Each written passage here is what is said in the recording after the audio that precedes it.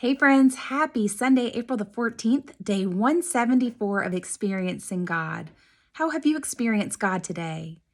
So today, experience God through multiplication and increase. How many of you have an aspect of your life that you want to multiply and increase? How many of you want your family to multiply? You want your job to increase. You want your job to multiply. You want your finances to multiply and increase. Well, I have the secret for you, so listen up. You just have to know where to look for it. Jeremiah 3:15 and 16.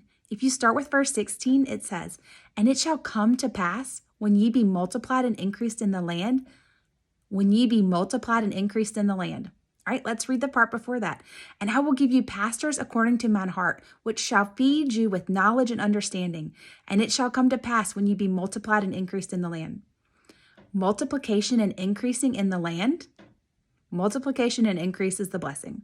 Multiplication and increase in the land follows having a pastor who's after the heart of God, who will feed you with knowledge and understanding. Okay, so there's a lot of people who say, I don't have to go to church to have a relationship with Jesus. You don't.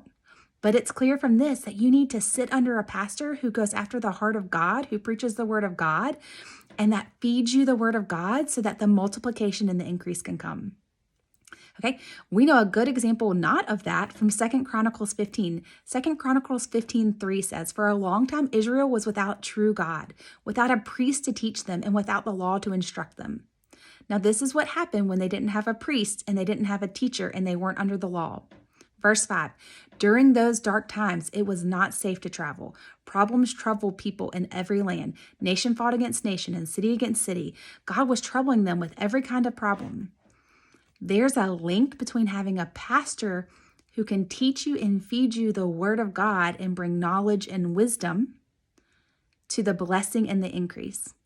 There's also a link between not having a priest and not having the law and dark days.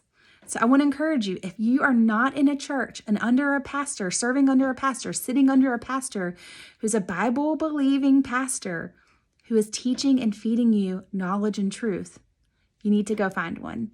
I love you guys. Have a great night.